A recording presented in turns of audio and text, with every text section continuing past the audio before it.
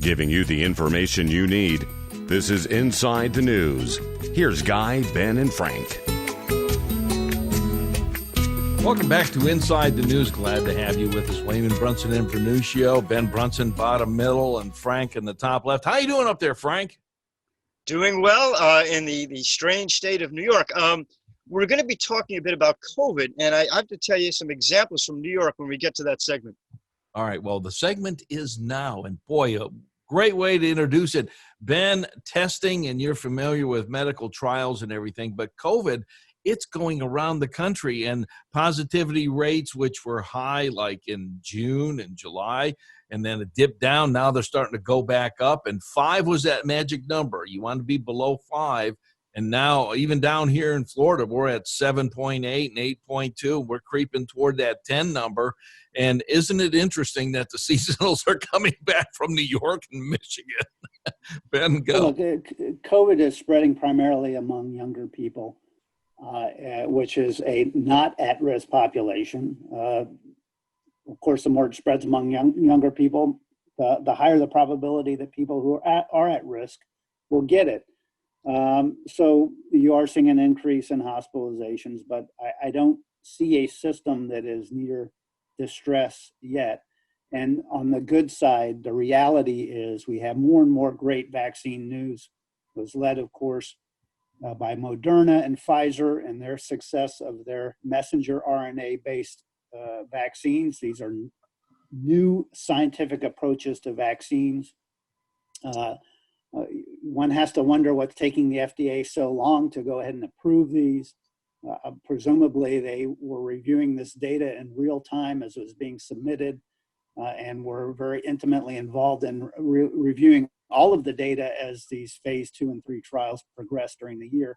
I don't, this had to be mission number 1, 2, 3, and 4 for the FDA. So the news is great. What we are learning is that the Trump administration did an excellent job, just as Donald Trump said, of not only advancing these studies in record time and prompting lots of competitive juices among these companies to come up with a solution which worked, but encouraging not only the manufacturing of doses, so that Pfizer has said they have 50 million doses ready to go already in the month of December, but also setting for the distribution, the logistics to distribute all of these doses so that these logistics are ready to go. Everyone has said, look, and they had the CEOs, a lot of companies that will be involved in administering these vaccinations on TV in the last couple of days. And they've all said, hey, we're ready to go. All we need is FDA approval, and we can start dosing people tomorrow, giving vaccines out. So everything's in place. It's a major victory of the Trump administration, of course, not given credit. Boy, and that is an excellent point right there, Frank, because Operation Warp Speed and all of the work that Donald Trump and his team did in the White House during the summer is really coming forward, and people are starting to see that, and they delayed it to a week after the election, I believe on purpose, Frank. Yeah, indeed. And in fact, isn't it fascinating? You can scour the major media outlets, and they don't talk about the Trump success in this matter at all. A successful program, which, by the way, began before COVID even existed. One of the first things the Trump administration did upon taking office, all the way back in January of 2017, was to start to look at FDA regulations and things that prevented drugs from getting to the market quicker. They came through with a number of facets of that. The right to try, for example, was one of the programs they came up with. Right down the line, everything that the Trump administration laid the groundwork for as far back as 2017 helped come up with these vaccines that we're seeing now in 2020. But no credit at all is being given to the Trump administration for that. You know something, Ben, I would think one of the first things on the docket for Biden would be an Alzheimer's vaccine. He might have some strong personal interest in that, but on a serious note, the day we get there is great news for everyone in this country. But it is amazing how the science is routinely ignored by the left-stream media and by Democratic governors we know so much about this, and it's being completely ignored across the board. We have Dr. Fauci making knee-jerk pronouncements. He seems to shoot from the hip all the time at this point. He's contradicted himself many times over the last year, been clearly wrong on many points. And one of the steady voices has left the White House, Dr. Atlas. And, you know, you look back at what he has been saying for months, ridiculed all the time, and yet he was 100% correct on the science from the first bit of advice he gave many months ago.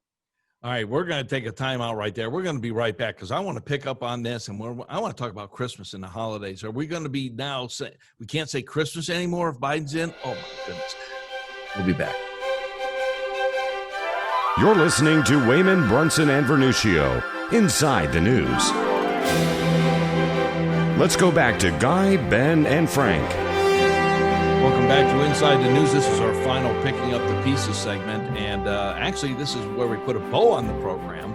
And you know something, Ben? I want to talk about this, then we're going to get Frank right into this as well. Dr. Birx, I heard a doctor come out and say, she's out there and she's touting this and touting that. She's not even a medical doctor. She's a doctor, but not one of these medical treating type of doctors. And she was so much into what was going on in Washington State, and that was Bill Gates's operation and everything else, touting all those numbers. She was so far off the map, it wasn't funny, Ben. Well, along with Dr. Fauci, she has a pretty spotty record. Let's face it, the medical advice given seemed to blow with the wind, the political winds on more than one occasion. We had the early fiasco of the Surgeon General, along with Dr. Fauci and Dr. Birx, talking about how masks were not, had no efficacy, were not important. And of course, they were talking down masks early on because there was a massive shortage of mask availability, especially N95 masks. So they were essentially discouraging private citizens from going out and trying to buy what was out in the market because they needed what was out there for medical professionals. But, you know, it's these types of faux pas where a lack of candor, a lack of scientific reality infused into the discussion and going back and forth based on where the left-stream media really wants you to be, that has unfortunately characterized a lot of the scientific advisors. Okay, Frank, before we get to our hot button topics here, Christmas, and Trump gets in and he made it all right. People could now say Christmas and not have any fear about whatever. Are we going to go back to season's greetings and happy holidays now if Biden should be president? Well, you're right. President Trump did legitimize saying Happy Hanukkah and Merry Christmas. The left has always had a problem with religion. And the reason for that is clear. Religion is a hold on the mind and on the soul that is different from the state. And the reason that socialists and the left hate it is, to them, it is the state that should be the essence of your being, the essence of your conscience. And when you have a religion, no matter what the religion is, it's offensive to a leftist state, to a socialist state, because after all, only they will tell you what's right and what's wrong. And so to them, saying Merry Christmas or Happy Hanukkah or whatever else you celebrate is offensive. And so a generic season's greetings is far better for them. So by that, it's almost like an acknowledgement that religion is okay, because we are seeing this battle right now with religion, Ben. Well, look, as Justice Alito said very recently, unfortunately, religious assault has been one of the hallmarks of this COVID response. The singling out of religious institutions in particular is non-essential.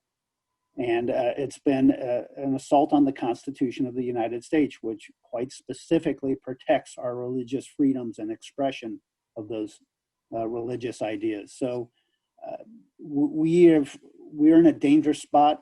It really, to me, it goes back to the Constitution and whether or not we're going to uphold it or whether we will have a Bill of Rights in another 10 or 20 years. There are a huge portion of the deep state that wants to see our Bill of Rights disappear. And that's the reality that we face. All right, Ben, I'm going to flip it right back. And your hot button topic this week, Ben. My hot button topic is looking at the NFL and its self-inflicted wokeness and the fiasco the NFL has become. We just saw a game where Denver had no quarterbacks. I think they pulled some guy almost off the streets from a deep practice squad to be their quarterback, who completed one pass out of, 9 or 10 tries. It was a fiasco. The quarterbacks were banned by the NFL because the Broncos had some event where people didn't wear masks properly. It is insanity. We have a Ravens game in the middle of the week and an afternoon game because the NFL is canceling games because one or two players have COVID-19. This is a group of people who are young and healthy, who are absolutely not at risk. The reaction is insanity. And again, you watch just political correctness run amok. Man, oh man, that was a great hot button topic. And Frank, okay, the pressure's on you. What's yours? I'm going to follow to some extent what Ben was talking about. We have malpractice by doctors, which you can punish by having them sued or taking away their license to practice. The same thing for attorneys. When they screw up a client's case, they can be disbarred. What do you do when politicians royally screw up, besides trying to vote them out of office? In New York State, Governor Cuomo has decreed that if you are returning from a trip out of New York or the contiguous states around it, you have to go to COVID testing. And I've been looking at some of the COVID testing centers. You have lines now that are 2 or 3 blocks long of people cheek by jowl waiting out in the wind and the rain to go in and get COVID tested under pain of penalty if they do not. Well, that means that healthy people are standing next to sick people in the wind and the rain. If you are not sick before you went for that test, I guarantee you will be sick after waiting outside in New York's cold and wind and rain and possibly standing next to people who have COVID. That's a case of government malpractice. Too bad there's not a remedy for that. You know something, Frank? You just used a word I have not heard in years, jowl. Standing cheek to jowl. It's like, that was interesting. Hey, Frank, we had a great show. Thanks. Great being with you. Look forward to next week. We're all a few pounds heavier. I can see on our Zoom screen. We were filling more of it after Thanksgiving.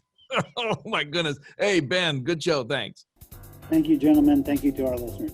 Absolutely. And we're going to catch you again next week when we once again go inside the news. You're listening to Wehman, Brunson, and Vernuccio, Inside the News.